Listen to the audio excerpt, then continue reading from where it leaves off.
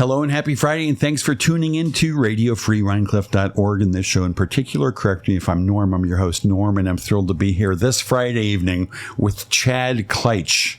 You got it. I got it right. Who is a veteran reporter, I've just been informed, for the world famous Hamlet Tatler, the Rhinecliff rag that details all the best things happening here in the Hamlet.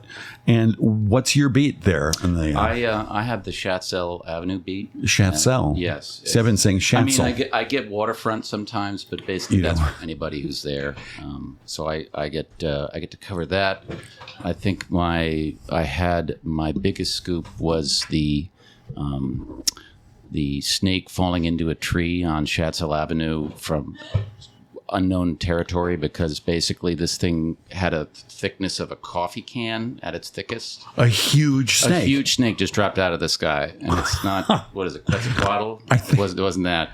So I'm assuming it was an adolescent eagle that kind of got overzealous and was flying over, and it dropped into the tree like you hear a squirrel miscalculate its jump kind of thing. So that's what I thought it was. And then I'm standing there with my son talking to somebody in the middle of the street, and I look up, and there's this massive, we can post it, I have a picture of this massive snake kind of coiling itself around the tree. And you heard it hit in the tree. I heard it hit, and I thought it was a squirrel. Did you expect there were going to be other snakes, like a sort of Sharknado? But From now on. From now on, yeah. I mean, we live in bald eagle zone, so you know, there's a lot of bald eagles. And what kind of snake was it? It was not.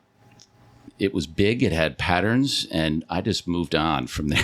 We just walked away. Was it still alive in the tree? Oh, it was totally alive. It was totally alive. It was coiling itself out and trying to make it down the tree. And I'm like, you know what? This is where you let nature take its course and just back off. Did you think at all maybe the gods were pissed off at you and they were like hurling snakes at you? I've been pretty good at my Mayan practice. And, I'm a very, devout Mayan guy. But no, I've been down to Chichen Itza, and there's no problems there. Good. No, I really think there was a lot of adolescent eagles this past winter, spring. I saw out on the ice packs finding something together. There was 11 on one ice pack of adolescents. Wow, that's amazing. Bald eagles. Bald eagles. Yeah. No other bird is going to hang out near them. And then if you look out on the Hudson during the ice pack season, you'll see the adults out on the pack, just riding in the pack, and then they'll find something and start going at it in a crevice or an area. They're like watching a hole to see what comes up, and then all the adolescents come flying in and like push them at their parents or somebody out of the way, like this is my food, and so. They do that a lot. Anyway, so yes, the falling snake, the jingle bells that was being played by the Amtrak 7:45 a.m. Amtrak departing train, which I have further information on that from somebody who knows the driver. So I have to confirm that first to make sure we're clear. So this is a breaking story. Kind of. I mean, it was reported in the Tatler mid-COVID, I think in 2021. It was the fact that it started happening every 7:45 a.m. departing train. He would do jingle bells on the horn, and I live where I can hear every quality of that sound completely well. I live on Chatsel, and my studio is on Chatsel. But December, January, February, March. That's a little bit long. I was a little concerned. Yeah. I mean, I like the. Then again, I keep my Christmas tree up until June. Yeah, but this is like maybe this is a honk for help or something along that line. So right. But I reported it to the Tatler, and then I just found out a couple of days ago that somebody knows the train guy, the conductor, right.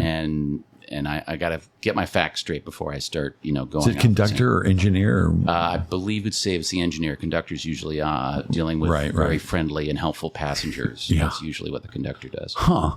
Well, that's good. So you're going to reach out as an official. You got to follow reporter. You got to make sure everything's legit and recheck. And I got to go back to my source and just confirm everything before I report in with the chief editor and editor-in-chief of Tatler. And do you have a Hamlet Tatler press pass? It's in the mail. It's coming. Right. It's a lot of supply it's chain in the mail, problems. It's coming. And yeah, I mean, it's a patch, so that's, it takes a while. But and I will admit I'm the kind of the Tatler delivery boy newspaper. My family loves the Tatler. My brothers, my mother. So whenever it comes out, I text a picture of it to them and they read it on their phones. So it's the only kind of digital platform that the Tatler's on. And free subscription. And basically they always ask, is there anything on the back? and there's the dates, but I'm like, I don't think you really want to know when the pie contest is. And they're like, yes, we do. We want to know everything. So you take a picture with your phone, you send it to them. I text it out to them in their little group text, and they read it. They love coming here to the Hamlet and spending time here. And so for them, it's just, then they know a lot of the people here because we hang out on the porch and meet everybody. Right. So that's nice. Yeah. And you take a lot of pictures in general, don't you? I'm a photographer, artist, and I started when I was 9. A friend of mine had a darkroom in his basement, and we developed the film, and then we made our first print in the tray, and you put the blank piece of paper in the tray, and then a minute goes by, and suddenly this image materializes, which is really basically magic still. As I've been told by contemporary Bard students who are now learning how to do black and white photography. It's magic, and I was hooked, and then I continued for the next several decades to keep taking pictures. And you say contemporary Bard students, did that stop for us a while? Did people stop developing and printing? Okay. It's never stopped. The photo department at Bard has kept a long-standing approach of teaching black and white, developing your own 35 millimeter. I don't know if anybody has ever dealt with that, but you have to open the film container, unravel it, and then roll it up on a very specific spool that has spaces to it. It's like, imagine trying to take, lasagna pasta and roll it into a perfect spiral so it doesn't touch the other surface. And then you develop it, and then you have the black and white printing in the black and white darkroom and all that, still running, still going. I've also heard they still use me as an example for people who complain, who say they just can't do it. Because you're doing it in complete darkness. You can't see anything. Right. You don't know if you're doing it right. So since I can do it, they can do it. And I have one arm, so there's no confusion here. I know. What the hell? That was a reveal right there. Yeah. I'll ask the questions here. and how, I got to ask, well, how did that happen that you... I was just born that way. Uh-huh. And it's my excuse. Yeah, so. No, it's everybody's best excuse. I was born that way. I grew up in the 70s. Not a lot of consideration or concern about being physically challenged in school, in gym, in anything, which kind of benefited me because it wasn't an issue. You just, I like playing baseball or going and doing any activity at gym. The gym teachers there and others in my life have kind of stood back and said, when he has a problem, he'll figure it out. So, which seems kind of okay. Well, it's one of the things that's as a parent and watching and raising my own kid and being around a lot of other kids and being a coach in soccer and doing things after school with kids, the best thing to do is to get out of the way, and that those that need help or want to be helped will ask, and otherwise, just leave them alone. And so at some point I'm thinking about your kid now. I mean, because, when people meet you, they probably notice that. Sometimes they don't. What percentage of people who do notice it, you think, ask something right away? Like, oh, hey, what happened there? Usually it's when I go to shake hands. Oh, right. That's when because it's your right arm, it's sort my of right at the hand. from the elbow down. So I put out my left hand, and they're like, what's up? And then they look down, and they're like, oh, and then you kind of shake hands awkwardly, and suddenly they feel uncomfortable, and you're like, it's okay, it's fine. I mean, believe me, It's better when I was doing it in India, and that's a totally different situation. You don't put out your left hand ever to shake hands or anything, even if you have that situation. It's a different cultural situation. Anyway, in general, everybody is very considerate and gracious. The last thing you want to do is have somebody feel uncomfortable or awkward or apologetic, which is often the case, and you have to kind of carry through that and then get on to back to the conversation at hand. Right. Well, one last question about that. Your kid must have at some point wondered, like, hey, wait a minute. What did he, you've got one kid, right? Yes. A boy. Yeah. Did he come out and ask you, or did he sort of ask mom, or? No, it was never, he understood and saw me as that. I have a crayon drawing of him from a nursery school project he did for Father's Day. And it's a drawing of me and my, with a beard and stuff. And my arms are reached out in this hug, which was built out of some Xerox templates. So they just kind of color in the shape and the colors that they want. But he cut off the right arm and drew in a small portion of skin color that he was using. And that was, and that was 4 years old. So, at that point, it's just like, this is who my dad is. Right. Mainly, he makes fun of me because I'm balding. And that's his favorite. That's his favorite thing to do is talk about how bald I am. Oh, geez. How lame I am. But kids. That's kids, No, kids, tough. That's exactly where, that's where it's going. He's only 11. Right. And you're there to kind of let them go against you and, be first of all, you're the only witness to their childhood. So they don't want you around anymore because they're not kids. They don't want to, be treated as, thought as, or otherwise unless they choose to. But the main thing is, I have a daughter who's 23. She just finished Barnard. She's going back to Berlin to dance and be a modern dancer. And, nice. Adolescence is basically tearing you down as a parent. As like, imagine a doorway and you're the door. The child is going to beat through you, tear you down, bust out, right, and get through that gate to become the adult. But you're the gatekeeper of their childhood to that transition, right? And so for that's just kind of part of it. Don't take it too personally when they're when they're tearing you down. You got to realize that this is them trying to leave the nest in a long form. And, as they leave and they're going through the doorway, they will turn back and say, "Can I have $20 and the keys?" And then they're on their way. Yeah. Thank God for that question, $20 and the keys. I got a reminder on my phone every morning before my kids came down for school. And I'm an empty nester now, but the reminder still goes off at 6:55 a.m. Don't take it personally. That's too early. It's too early in the morning for that. That's when they were getting up. Yeah. And taking things personally is one of my superpowers. So I sort of needed the extra help. Yeah, it is. So you mentioned your daughter's doing modern dance, Berlin, and your son who's 11, is he artistic? Apart from that one drawing of you. Yeah, he is. I, as an artist, and any kind of stuff like that, I just tend to watch and be encouraging without stepping in. It's kind of like I was talking before, they'll find their way, there's a lot of situations where people draw something and they're like, oh my God, this kid is, the next Matisse. And, right.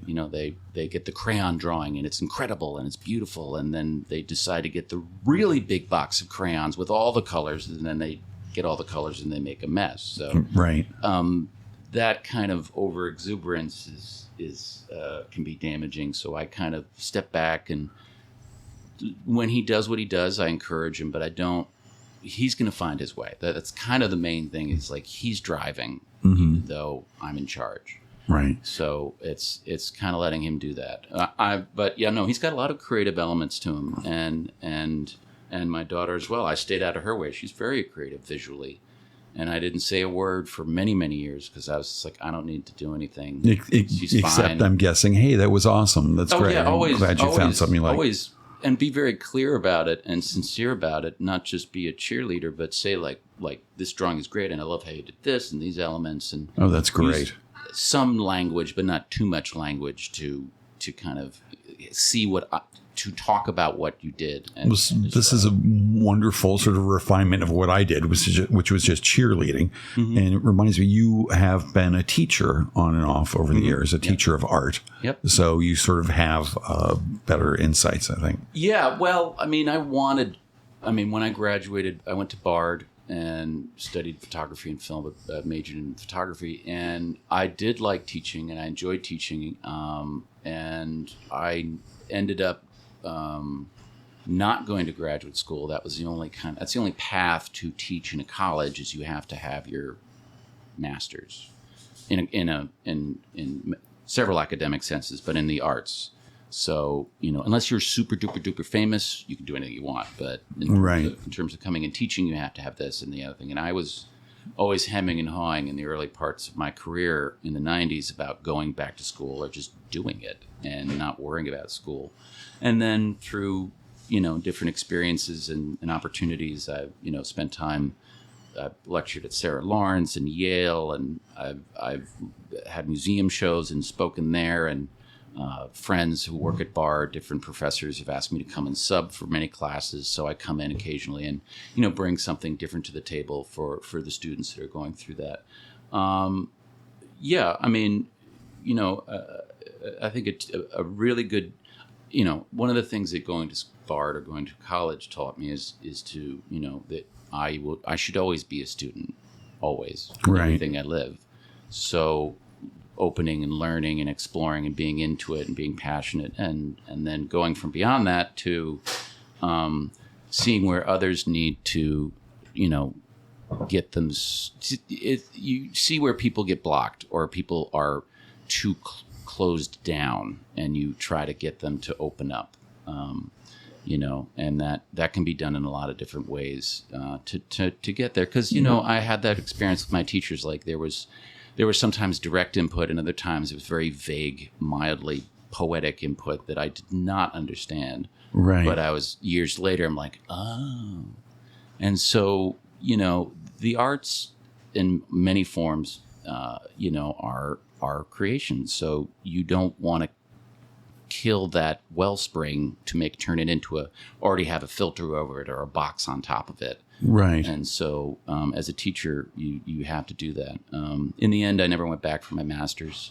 I didn't need to. And I have a printing company in town where I print for other artists around the region and around the country.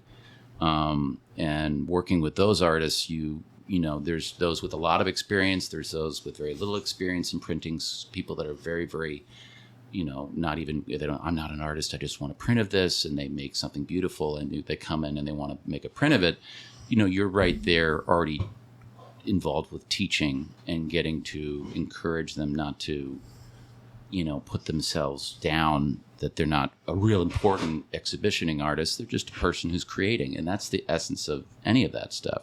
Right. So that continues on in the studio where I do my own printing and I print for others to, be there to help guide. And other times people come in who they know what they're doing. And so we just poke and talk and think, and you go short form dialogue to what things need to be done and what might look better. And then it's done.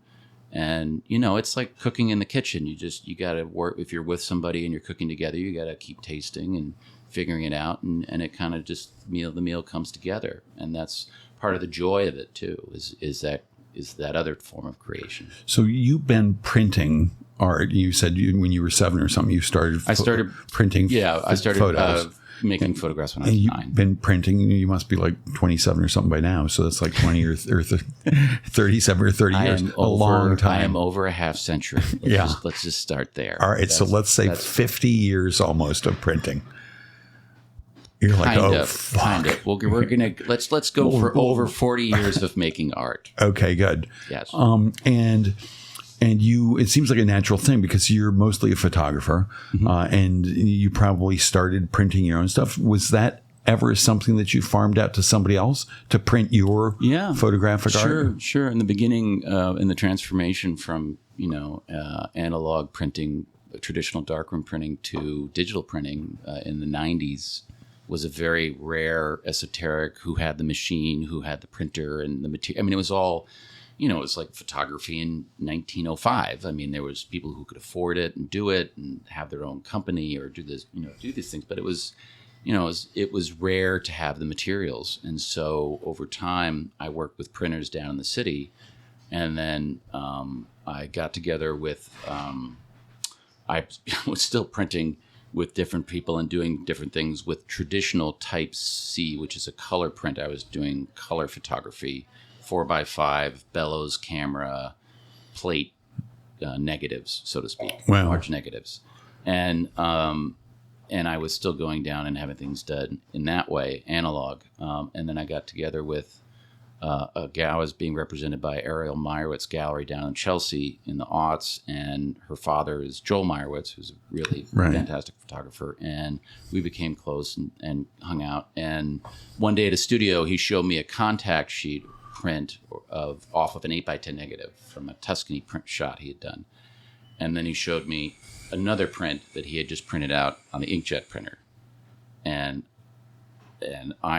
there was very little to deal with, because in color printing quickly, you have to shift colors from red to green or yellow to blue and kind of find this kind of target, which makes everything work. But if something's too blue and you have to add yellow, something else that's yellow will become too yellow. So it's a sacrifice. In inkjet printing and in Photoshop, there's no sacrifice. So everything that you wanted to get outside of, I'm talking, heavy manipulation, just getting what was there back to print form, translated through a real color negative, was a total surprise. I never went back to a darkroom again. I borrowed a large inkjet printer, and then started a company back in 2004. Printing company. So you haven't been in a darkroom in like 20 or 30 years? Only to smell. Oh, that's so sweet. And what is the chemicals that smell that? There's salt. Oh God, the stop bath is a high kind of vinegar ammonia. That's so funny that it smells. The developers another smell. I mean, it's it's alchemaic. It's beautiful to be in there and work like that. It's very much a visceral and wonderful experience. Right. But, in color printing, it's a little different. In color printing, in most cases, you're in complete darkness. And so when you're dealing with making 30 by 40 inch prints or 40 by 50 inch prints, you've got to turn off all the lights, pull out a massive sheet of paper, get it on a table, make sure nothing gets wrinkled or you get spittle on it as you're trying to handle or a dimple on it, anything, and get it on the table, position it right, and then turn on the enlarger and then do your Merce Cunningham flotation around the surface to do your dodging and burning. So it's real alchemy in terms of trying to get those things accomplished, and it's a pain in the ass. And then you put it into a machine that takes 20 minutes to kind of roll or transport this thing through baths, and you spit it out, and you're like, it's great. Oh, and then it's got to screw up at the very end. Oh, jeez. And you just sit there and get another piece of paper. So this was like, I don't have to be in the dark anymore. I can be in the light. Right. You mentioned Merce Cunningham, who on your website, actually, everybody, if you're listening, all the listeners, go to chadphoto.com, which is Chad Kleitsch's website, which is a gorgeous website and has a lot of his beautiful, beautiful art. One of the series is John Cage and Merce Cunningham. Yeah. And I looked it over. It's just gorgeous shots. Can you tell me a little bit about that? Sure. There's a process on that website and that I've been doing with here in town. A lot of people know the botanicals and the leaves that I've done that I put up around town and other exhibitions locally. It's called scanography. And now, where did that name come from? Is it your coinage? In the 90s, but it became a term later in the aughts. I started doing scanography in, I think it was 1997. I was living at a Zen Mountain Monastery over in Mount Tremper. And they had scanner equipment and other things, so that I was scanning. They did? The abbot of that monastery, John Didolori, was a huge photographer and fanatic. He studied with Minor White and photography was a huge part of his spiritual birth toward becoming a Zen Buddhist, and wow. he became an abbot, and years later. But he was total tech. I mean, he was pushing website at the monastery in '95, which all of his other Dharma sisters and brothers were like, "This is ridiculous. You're just so tech head," and they were like, "You just got to get past the basics." And then they would 10 years later, they turned to him, "Can you help us with the website for our monastery?" Right.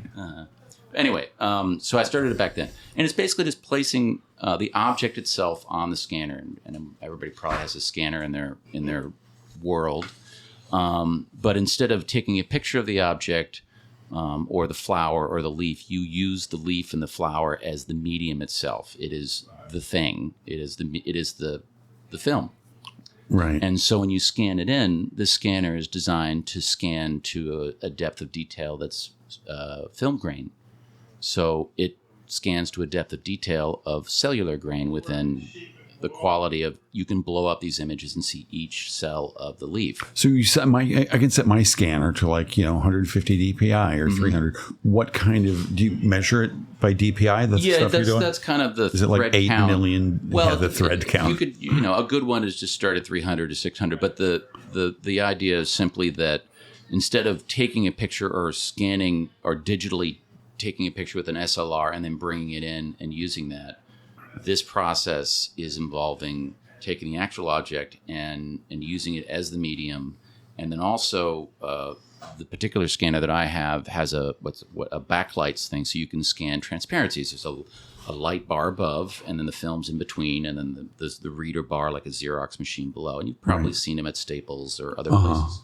And so you can scan a negative in, and it'll backlight it and read it. Well, you can put an iris in, or a maple leaf, or a Merce Cunningham document. Right. And you've done all of these. Again, chadphoto.com. Go right now so you can follow along. But in the end, I started doing paper. It was a side project that I started out. I was fascinated with paper documents.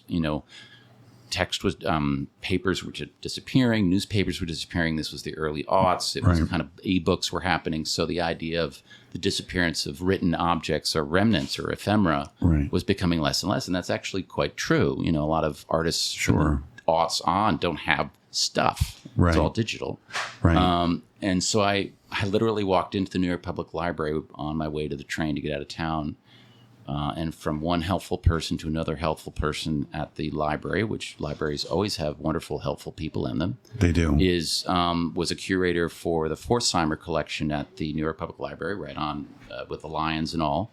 And I told him my project. He said, we should do it. This is great. So I got access to documents of William Carlos Williams and Mark Twain and Emily Dickinson, the originals. I would have to come down to the museum, the library itself, and go into the basement and scan in their scanning facility. But I got access to it, and I got these objects, and they're just so unique and rare. So then this was all contractual but everything was written down. But what I didn't know when I signed the contract was that it wasn't that I was signing a contract with that library. It was the whole New York Public Library system. So I found out that John Cage's materials from Black Mountain and 433 and other great pieces of his were up at the Lincoln Center Public Library and the Music Archive up there. So I had to end up meeting with the head of the John Cage Trust, and on that is Laura Kuhn, who now has the John Cage Archive at Bard. And Merce. And so I met with Laura. We had, a diner meeting, and then she said, okay, you should meet with Merce. And we had dinner with Merce, and I presented the project to him, and he's like, this is amazing.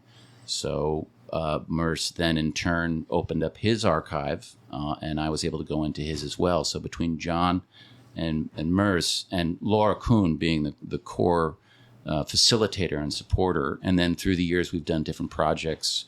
I've done different projects with the John Cage Trust for his John Cage Centennial and other things where I've scanned stuff in. And then there's an album that was produced and performed at the Fisher Center many years ago, which is I think it's 3 LPs, box set, limited edition, where I did almost all of the scanography and imaging for that particular piece called Prepared Piano. I don't know if you've ever heard of that. I saw that on your website. Right. Sort of the piece of paper saying instructions for preparing a piano. Right. And the performance of the piece is that you take rubber and bolts and wood and other objects that he has in all these specific envelopes marked, and they're placed in specific areas on the piano, jammed in or put in to make the piano sound really, really funky. And then you play this piece. Right. So I did not know that they all went in particular places. If you go to the site, you'll see F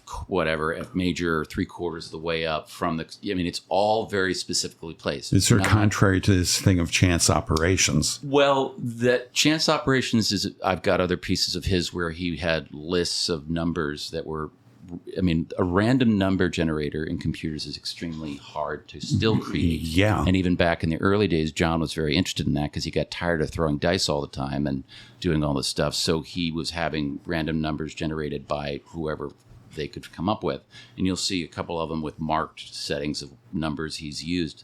But, those are one aspect of how he worked to deconstruct all of the formal aspects of music up to that point. Right. But then once that's set, that's what you do. Right. So it's not there. I don't know if there are other pieces of his that you then perform, as a new chance operation. I think most of it is that kind of I Ching moment where he was creating and making it happen at that time. Right, right.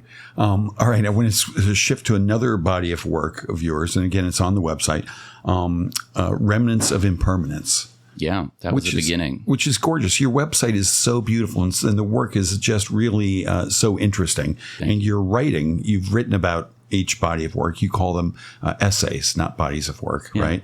Which I found interesting. Yeah. But tell me about, or tell the listeners about Remnants of Impermanence. That was part of my senior project at Bard, my senior thesis. I had a very kind of semi-standard career at the college where, you're there for a while and then you get kicked out and then you get let back in and you kind of get All right, what'd you get kicked out for? In the letter that I kept from the college that ended up in my box, the phrase that I remember is, we are asking you to please, take a break because of, quote, lack of academics. So that... Lack of academics. And they were right. There's no argument there. I was not going to class very much, but... what were you doing, Chad? What do college kids do when they don't go to class?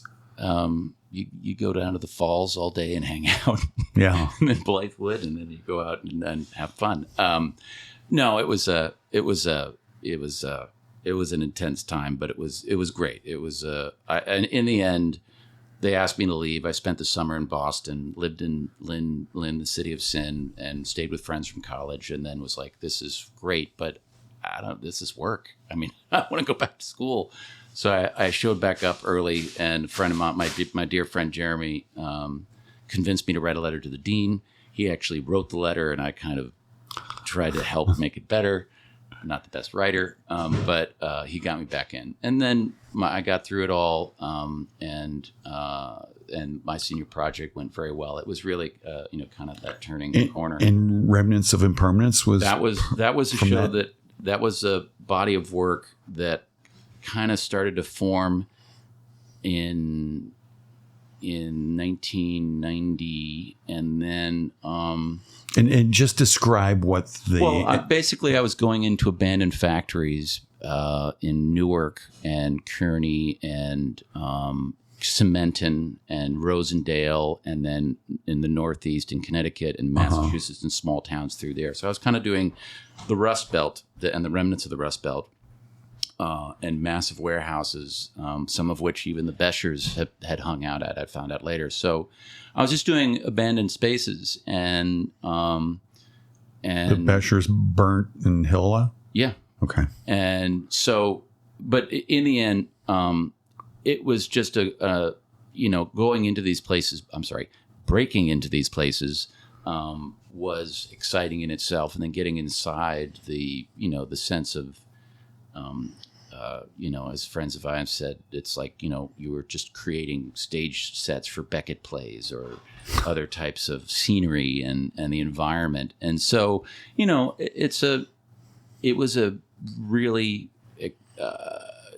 dangerous and exciting and wonderful project that flourished in my senior year. And then I took that and spent the next 10 years doing the same thing in other parts of the country, and had several exhibitions. And then, in essence, the title "Remnants of Impermanence" is about, the constant process we are all in, right? Living, which and everything is living also in. Circles back to the thing I got to ask now: are you a Buddhist? Yes. Okay. Yes. Because that's a key concept in impermanence. Yeah, sure. Well, that was before I was a Buddhist. Okay. I didn't start hanging out at the monastery till like 92, 93. Okay. And I've been a part of it ever since. But I don't, if you spend enough time in a monastery, you see a lot of Buddhists. If you live there for a period of time, you deal with a lot of Buddhists. And, I think even Leonard Cohen was like, I am so sick of Buddhists. It's not to put anything against it, but there's a lot of, as some of the monks and I used to joke, they're very whispery Buddhists, and they always talk like this, and they're very sensitive, and it's great. But after a while, it's like, that's just another uniform you're wearing, another mask you put on. That's not the point, right? Right. We're not here to do that. Here to get rid of that. So anyway, yes, and that certainly has informed my life and my work. And continuously, as I said, I was at the monastery when I started scanography, and then that developed into the paper project, Works on Paper, and the Botanicals project, and so on. So it's been several decades. Each project I've done is about 10 years. Okay. The Botanicals started in 2001, so it's more 20 years for that. And the Botanicals seems to be the thing you're best known for. Yeah. I see you looking at the clock, and time is indeed like racing by. Let me just stop here, sure. As is the tradition on this show. Mm-hmm. The guest was invited to bring a cocktail, and some guests just bring a bottle of booze. This is what Chad did, and it's a gorgeous bottle of, what is it? Clase Azul tequila. Clase Azul? Azul. Blue. Oh, Classic Azul. Blue. And it is a Mexican handmade bottle, which is all cool and neat. And it's really fun. pretty. And then it's got this nice metal top that you can... Tequila time. Tequila time. So I shall now go pour. Yeah, let's go. Everybody here. What a treat. I can't wait to try this. And what is the deal with this tequila? You've had this before, I'm guessing. I've had this before. I was turned on to it by a friend and a client. And I've had plenty of tequila, and she's like, "Oh no, you got to try this." And I'm like, "Yeah, right. Sure, whatever." And then I tried this, and you can try it. Well, cheers. Cheers. Here's to another great Radio Free Rhinecliff show. What a treat! Thanks so much for coming here. And to the Hammoud. That is delicious. Yum tequila. Yeah. All right. So botanicals. It seems like that's what you're best known for. Is that correct? Sure. Yeah. That's part of. No, it's just something that is. Clearly, when I did the first one in I think 2001, I was blown away. It was a shock to see. You scanned a lily or something. I went into work. I grabbed a peony and I dropped it on, and I just clicked the button, and then I had to deal with something on the phone, and I'm talking, and then this image pops up on the screen after it's done, and Beethoven's Ninth started to play, and I was like, holy cow, and then I went out and scanned a rose, and, I made a print of it on the inkjet printer. This is, again, 2002, 2001. And it was one of the best experiences as an artist to see your own medium be kind of destroyed. Being a photographer and film and large format film, detail and all the surface that you get and the amount of range of color and tone in large format film is incredible. And then I did this scan of a white rose, and when you scan in a particular way, it's all black around it. It's the light's just shining up against the object. And I did a print of it, and I held the print up to my face very close to read the detail. And as I can best describe it in my brain, part of my brain was like, that's real. That's a real rose. There's enough information. There's enough detail here. That's real. And then I'm like, well, of course not. Well, of course not. But there was this kind of cognitive battle of like this edge of seeing something I'd never seen so clearly defined ever. And this is, again, very early. I mean, I think the scanners were created in the early 90s. There was one or two guys doing scanography, and that's about it, at least in terms of a public knowledge of it. And anyway, the point is that it was a threshold. And so then I started doing it where I would put the light through it, and that was again done by accident, but it was an incredible discovery of leaving the scanner on the wrong setting and putting a leaf in, and then it just came through as this glowing, stained glass window. They're gorgeous. They're so beautiful. Now, you said some are in white, some are with a black background. How do you get the white background versus again, the black? the length of time that you're doing an exposure on a scanner, if it's black, you're basically just leaving the lid up and scanning across, and the light of the scanner is articulating the surface of the object, and yet around it, like anybody using a Xerox machine, there's the black part that you missed, and it represents that. So it just goes to black quickly. And your depth of field in this is about a 1/2 inch to a 1/4 inch. So there is a sense of depth of field. Things go in and out of focus, but it's only bees can get closer to flowers than what this scanner can do. Right. And so you really feel for the first time like you finally can stick your face into a flower and see as much as you always wanted to see, where before it's just such a challenge, even with macro photography and all that. And then the white background is really, again, the light that's reading is on, and all the light that's going through the object, pouring through it as the medium, as the film, it's on for these like 10, 15 minutes. And so it just blows it out around it. But you have to do it that long to get all the detail and translucency that you can get. Right. When's the last time you shot actual film? I have some. I have a box of 4x5 film that I finally took out of the freezer, I think 2 years ago. The freezer, will it keep indefinitely in the freezer? No. I mean, black and white's good for maybe 6-7 years. The color's very short. No, I haven't dealt with actual film in probably 15, 16 years. Do you miss anything about it? No, I don't. But I have to say, there's a new project that's come up that I may be pulling back out the bellows camera and shooting again, because spending enough time with digital imaging and digital cameras and seeing the difference between the two, maybe it's a bit like, analog, and I can only play a certain guitar or whatever. I think getting back to the camera will help me ground back to a process that, if you've ever used a large format camera, it takes forever. You'll find your shot and it's like 7 to 10 minutes later, if you're fast. You get the shot. It takes forever. You got to set the tripod and set it up and level it out, and then you got to put the film in the back and pull out the holder and then do the exposure. And it's just. You said this will bring you back to some place. What is that place, and how did you move to where you are that it might be good to go back? Well, there? it's just that appreciating what it takes to get something photographed. Now you just have to raise your phone up and you're done. Right. And so that habituation from this other way and this other process of using a large format camera, I don't want to carry that, not nonchalance, just simplicity to it. And one of the great things about working as a photographer in general, you are doing one thing that we can never experience, which is your freezing time. Right. It's one of the few mediums that allows that foreverness.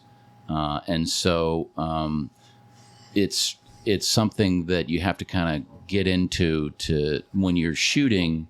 You can find things, but you may, needing to settle down and just take it slow is what I'm really saying. As what I'm interested in doing when going back to shooting another project I did called White Box, which is about behind the scenes photographs in museums around the country.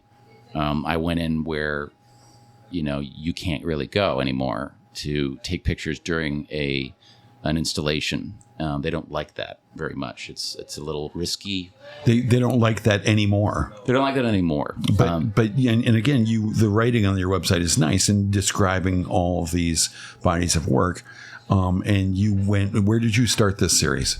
I don't have. I should have brought the list with me. But there was the Aldrich, the Metropolitan, the Metropolitan, the MoMA, the Manil in Texas, the Broad in California, Cleveland Institute. So once you got in someplace, the story went. It started opening doors for other places. Yeah, and it's an amazing body of work and a nice idea for. It came out of being. I mean, when I graduated Bard, I immediately got a job working for Bard as a recruiter.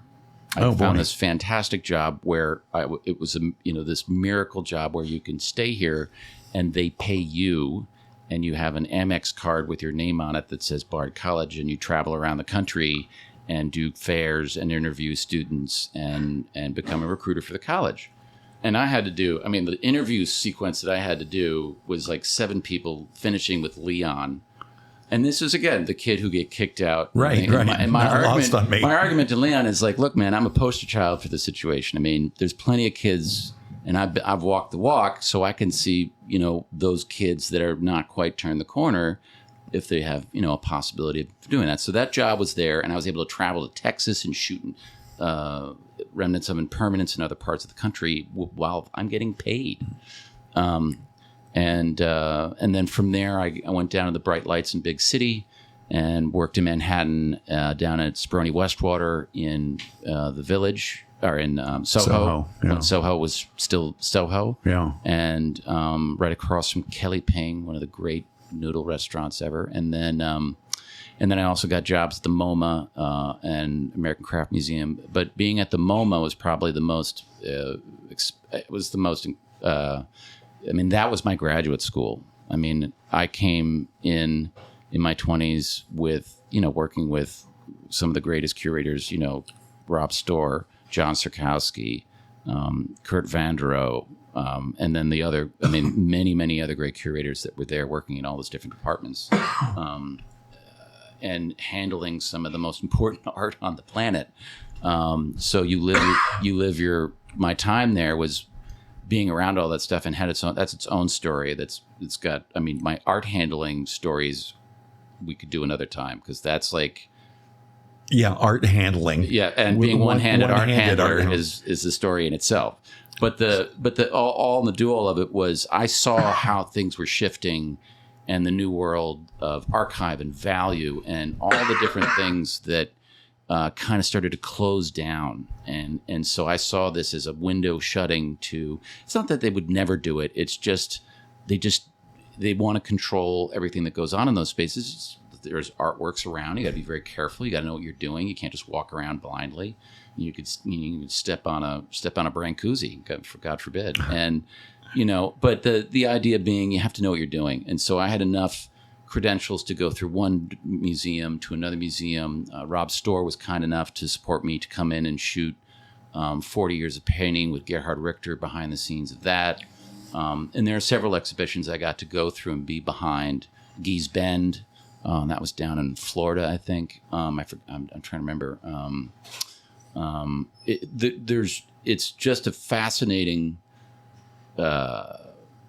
situation to photograph artwork and art objects amongst other objects that are not art objects, right? And the relationships you get, and things move immediately. Pile of plastic is perfectly placed under these beautifully set lights, and it's just garbage that's just about to get removed. What kind of camera did you use to shoot all that? That was the 4x5 color negative, and so I might be going back to open up that project again.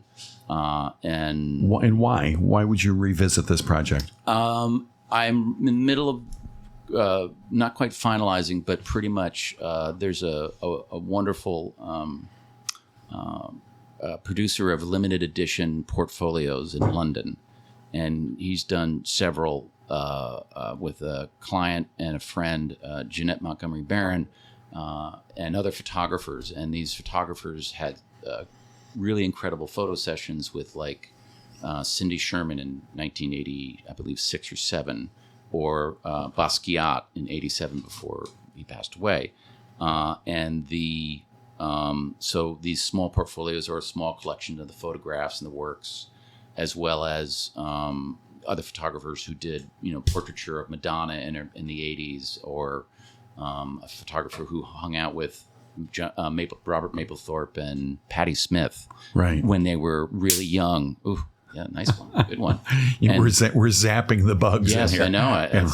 It's free fireworks. So he saw this work of White Box and is very interested in it. That's really good. Yeah, good. Our engineer Matt, for people listening, has an electronic bug zapper. Yes, somehow there's fruit flies all over the place. You can blame Matt for your ears hurting. I blame Matt for all of that. More? So they might be interested in. He's interested in doing a project together on this stuff, and so it's a big thing for me. So the project would be a book. Well, the project would really be a limited edition set box that would be designed of about 15 prints, and then a signed special edition in that, and then they sell that to collectors and museums. Do you do those prints yourself, or do they work with somebody? They're going to do that over in London. They have a whole production of that, but it was just the fact that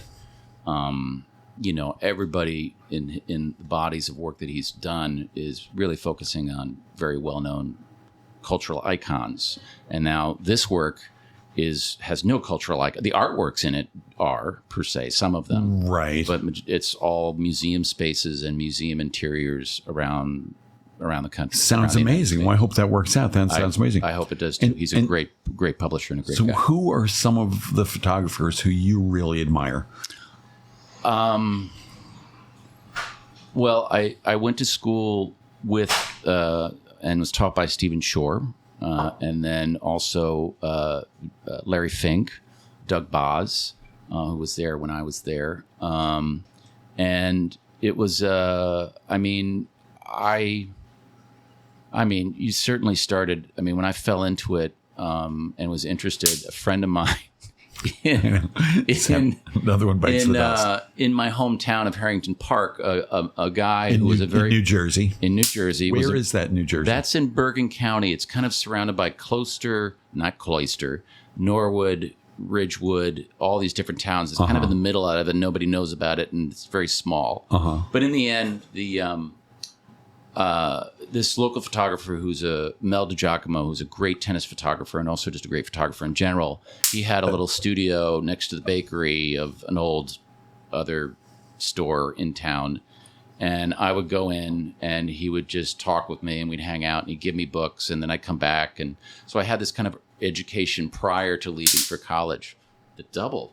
Yeah. I thought it was your third double. Yeah. I think you're doing better than the Yanks right now. I don't know what the score is.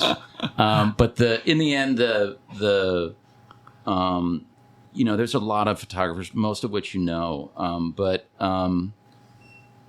course, Ansel Adams, Gary Winogrand, Joel Meyerowitz, Joel Sternfeld, who are people I've met and gotten to know and inspire me more. Right. Here's a general art question. Sure. At some point in your youth or, recently, whenever, what art have you seen that really just changed the way you saw the world around you? Just blew your mind? Seen or heard or... Well, I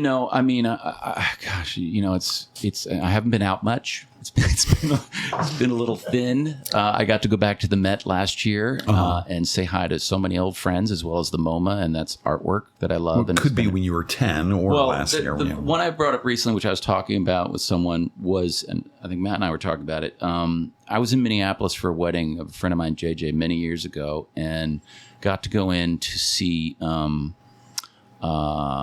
their museum there, and it's on the Walker. The Walker. It wasn't at the Walker though. I don't think it was at the Walker. It was, and I'm 20 something, and I'm feeling good, and I'm an artist, and I know what I'm doing. And I walked into this exhibition and was just completely shocked and blown away, and tear filled with the beauty of it. And it was Gee's Bend quilts. Oh wow! And I didn't know any of what that was, and so I realized, I was overwhelmed. I was shocked and it was so beautiful and so moving. And I was like, don't just experience everything first. figure out the titles and what it is later. Good for you. So I sat back and got very caringly and lovingly put back into place and humbled by Geese Bend and the collection that was there at the museum. And so that was a very transformative time. Put back into place because just in awe of the mastery of the... It was, I mean, you know, being 20 and an artist and being 20 in general, you're in your stride and you're, you know, get out of my way and I know what I'm doing and I've had plenty of education and I paid lots of money for it or not. But the point is this kind of hubris of I know.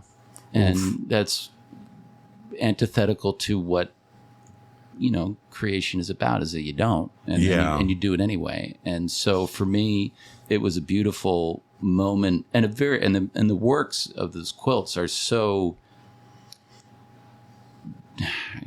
incredibly powerful and gentle and direct, and you know, in the same way a Rothko could be, to translate it, if you haven't seen Geese Bend's quilts, it's a type of, and this is way before Rothko. Some of these are way before him. These were done, some of them in the 20s and 30s, I believe, and then it's moved on into contemporary, but it's just an incredible collection. I mean, I'll save it for the one-armed art handler story, but there's several stories about being at the MoMA for several years that I had so many just really exciting experiences. When the Duchamp was stolen, the flood in the basement that happened, my favorite artworks that I got to hold and cuddle. Right. I got to cuddle with a Brancusi, which was awesome. Cuddle with a Brancusi. Yeah. So must be wrapped in bubble wrap or no. packing? We had at the MoMA. They had the old setup. This is back before the big renovations. So there was that kind of island pedestal with several Brancusis on it, and one of them is I believe, I don't know the proper title. I should, but it's the woman's head in bronze. It's on its side, and so we had to do stuff. So you pick it up and cradle it into your chest and hold it and carry it over to the place where it's, you know, put into its that must spot. Be kind of nerve-wracking, especially for a one-armed art handler. Look, man, they hired me. I mean, I went in. It wasn't like I was faking it. And do people be like, yeah, we'll get that? No. I mean, this guy, Pete Omler, who ran the department back then for the art handlers, he was great. He came in and he interviewed me, and I had some references from people who I played Sunday softball with at Bard.